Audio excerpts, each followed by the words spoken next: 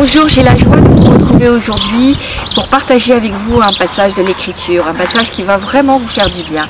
Ça se trouve dans Matthieu au chapitre 8, les versets 1 à 4. Voilà ce qu'il est écrit. Lorsque Jésus fut descendu de la montagne, une grande foule le suivit. Alors ce passage-là nous parle d'un moment où Jésus était dans le ministère, il était dans l'exercice de son ministère et il passait beaucoup de temps à l'écart, beaucoup de temps où il priait Dieu, il cherchait la volonté de Dieu, il cherchait une intimité avec Dieu et ça c'est très important, ça nous parle aussi à nous qui savons Dieu, nous devons aussi prendre des temps à l'écart, des temps où nous sommes dans notre chambre de prière ou sur notre propre montagne et nous allons vraiment demander à Dieu quelle est sa direction, de nous renouveler dans notre intelligence, dans notre sagesse et ça c'est le modèle de Jésus est vraiment aussi pour nous un modèle pour vous. Il redescend de la montagne et là il commençait à être célèbre, son ministère était connu, une grande foule le suit parce qu'il y avait beaucoup de besoins, de gens malades particulièrement, de gens qui avaient besoin de libération aussi. Et voici un lépreux s'étant approché, se prosterna devant lui. Et là, je voudrais vous dire, le lépreux, peut-être que quand nous lisons, nous n'avons plus ce problème de la lèpre aujourd'hui, en tous les cas en France, nous ne connaissons pas, dans les pays européens, peut-être dans les pays d'Afrique, il y a encore, et dans des pays où il y a des problèmes comme ça, sanitaires importants. La lèpre, je voudrais vous dire que c'était réellement une maladie à incidence sociale. On entend par là une maladie qui me touchait dans mon corps de façon terrible, me faisait souffrir, mais une maladie également contagieuse, une maladie extrêmement contagieuse qui fait que les gens étaient forcément rejetés et devaient aussi vivre d'ailleurs à l'écart. Donc cette maladie-là faisait que bien sûr je ne pouvais plus travailler, j'étais peut-être rejetée socialement parlant et également au niveau de ma famille, plus la possibilité d'avoir une vie, je dirais, familiale normale. Donc vous voyez, une énorme incidence sociale aujourd'hui. Nous avons encore des maladies à incidence sociale, nous, que nous connaissons. Et nous voyons vraiment combien ça peut être catastrophique dans la vie d'un homme ou d'une femme. Cet homme lépreux vient et on voit qu'il reconnaît, je dirais qu'il reconnaît vraiment cet homme d'onction en Jésus. Il voit, il se prosterne, donc il voit vraiment une possibilité d'être enfin guéri.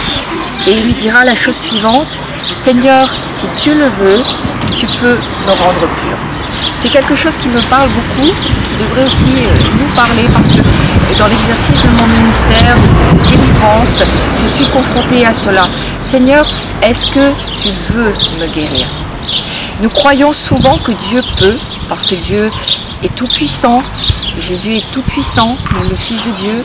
Donc souvent nous n'avons pas trop de difficultés à envisager le fait que Dieu peut réellement nous guérir. Et ce qui est plus difficile pour notre esprit, des fois qui est cartésien ou un peu des fois religieux, où nous avons des façons de penser qui ne sont pas toujours justes, nous avons des fois du mal à penser que Dieu veut nous guérir.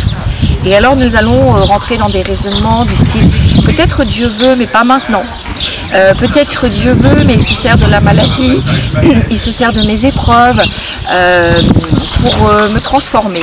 Mais ce n'est pas juste de penser comme ça parce que Dieu se présente à nous sous la forme d'un père et nous devons nous poser la question: est-ce que mon père, quelqu'un qui est censé m'aimer, me protéger, me chérir, est-ce qu'un père désirerait que je demeure dans la maladie, dans la difficulté, dans les incapacités?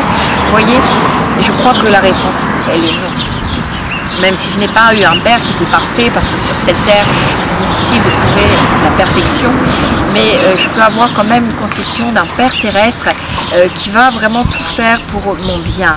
Et qui, si je suis malade, qui ne va avoir qu'une envie, c'est que je guérisse. Si je suis dans la difficulté, c'est que je sorte de mes difficultés. Et je crois que c'est quelque chose que nous devons aussi, une conception à laquelle nous devons courir.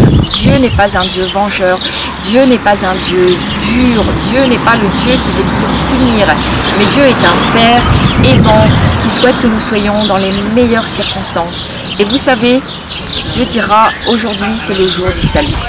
Moi je voudrais vous dire que dans cette conception du salut, si nous avançons dans le salut qui est la première étape, Dieu est également le Dieu de la guérison et le Dieu de la délivrance. Et c'est aujourd'hui, c'est pour aujourd'hui votre délivrance.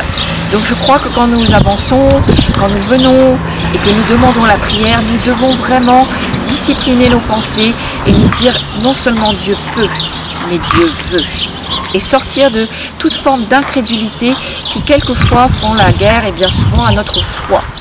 Et qui font que ça va être difficile que peut-être que je puisse avoir la guérison. Parce que je suis tellement dans le non, peut-être pas. Donc j'entretiens cette forme d'incrédulité et nous voyons dans la parole de Dieu que les fois où Jésus n'a pas guéri, c'est quand il y avait vraiment des gros problèmes d'incrédulité. Je voudrais aussi vous entraîner, et donc plus loin, nous voyons que Jésus étendit la main sur le lépreux, le toucha, et la pureté de Jésus vient, donc, et à l'instant même, le lépreux est guéri, il est totalement purifié, et nous croyons que sa vie va être totalement et radicalement changée. Il va passer il n'avait plus de vie, on peut dire, et donc là il va être guéri physiquement de cette maladie terrible qui est la lèpre, il va être guéri au niveau social, rétabli dans sa, bien sûr, dans peut-être ses activités. Nous pouvons imaginer qu'il va pouvoir avoir à nouveau une vie familiale voyez, donc tout va être transformé au niveau même de ses émotions, peut-être ce rejet qui était sur lui très fort, cette couverture de honte aussi dont je parle régulièrement. Je crois que Jésus, en étendant la main, tout a été réglé en un instant. Et c'est très fort pour nous, ça nous parle aussi de nos situations. Aucune situation n'est trop compliquée pour que Jésus vraiment en un instant puisse étendre sa main et nous guérir totalement.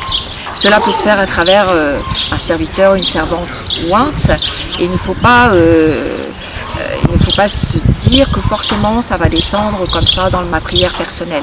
Des fois j'ai besoin de me déplacer, de chercher des ministères, que ce soit la guérison physique, que ce soit la délivrance, etc. C'est vraiment très important pour notre vie.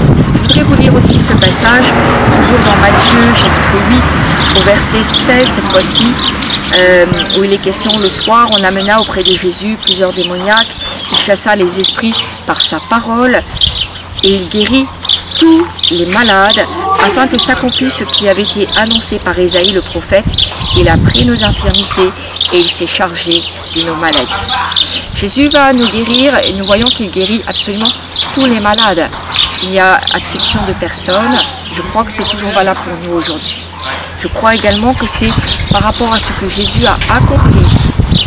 Il a porté, il a pris nos infirmités, il s'est chargé de nos maladies. C'est pas forcément par rapport à moi, ma condition, ma sanctification personnelle, mais c'est vraiment par rapport à Jésus.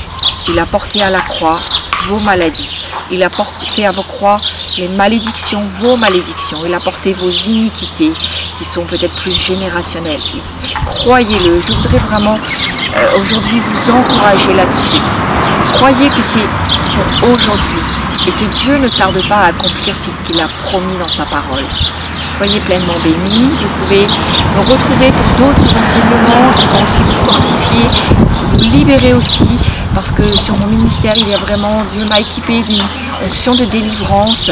Et je crois qu'en écoutant aussi ces enseignements régulièrement, quelque chose qui passe à travers la vidéo. Je le crois vraiment. Vous pouvez me retrouver sur Facebook, sur YouTube en tapant Pasteur Valérie Brossier. Et vous pouvez également vous connecter sur le site du ministère.